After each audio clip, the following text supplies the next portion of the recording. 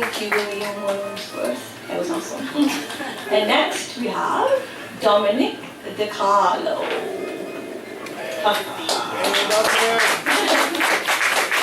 Yes. He is on the board of directors of the Royal City Literary Arts Society with me now. Shh.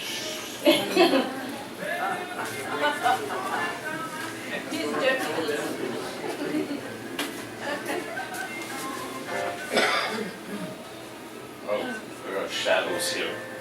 You can visit in late. Come to late. It's okay, shadows are okay today. You can do it. Oh. Okay, this is called A Tale of Sorcery. I'm not sure if it's a poem or a piece of prose, so something in between.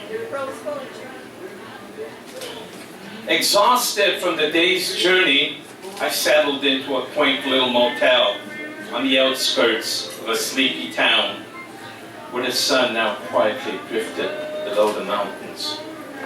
And the steady, cool desert air revived my energy, but a turbulent anxiety kept creeping up like shadows in waves of pulsating energy, like a knife slicing my breath away as I tried to fall asleep.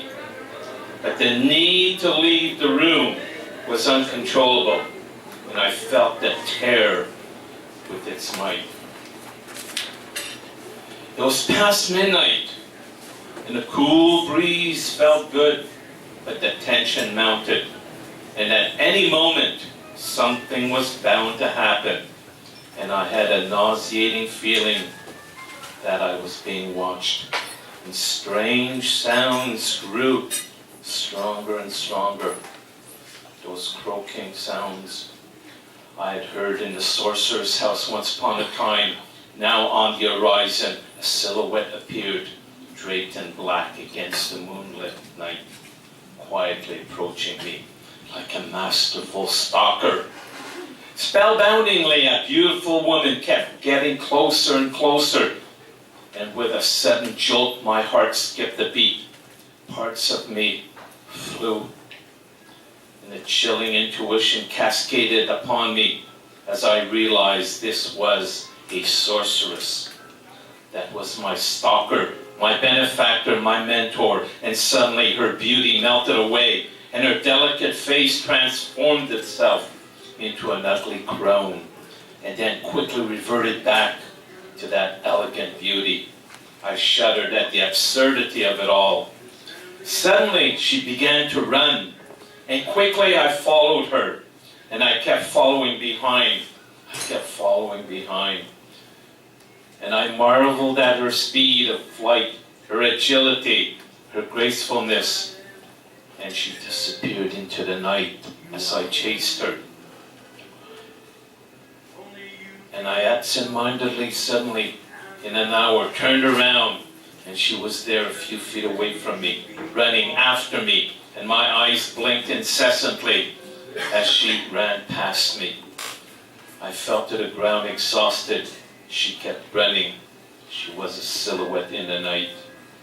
Miles from the hotel later, drained of energy, in complete darkness, my body sank and shriveled into a bundle of fear. But suddenly, eyes peered out of nowhere in the dark a few feet in front of me, and in an instant, I jumped to my feet, turned to my left, and there she was, a figure of beauty with long black hair and piercing hazel eyes. Shh! Don't speak. Sit quietly. And I obeyed as she spread some unguent on my face and in my ears. 40 minutes passed, and I continued to sit cross-legged.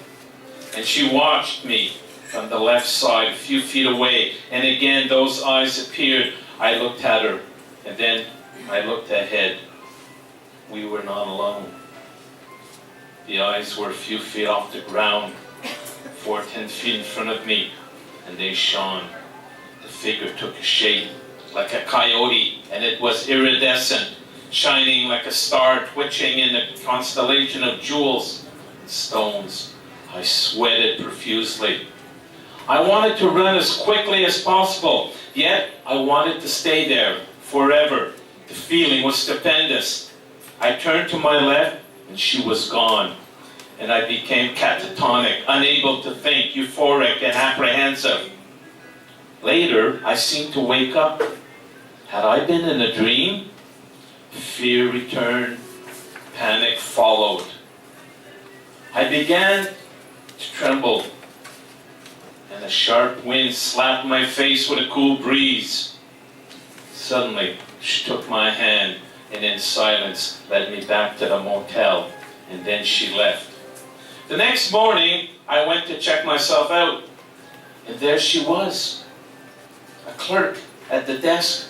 I was speechless. I tried to talk, but couldn't. Then she spoke, and she said, "The desert has many secrets out there. Sometimes those nights are magic. And last night, that night performed for you." And before I could say anything, she left and went in the back room, and then another clerk took her over. And when I asked the clerk who she was, he said she didn't work here. And then I drove off, totally stunned.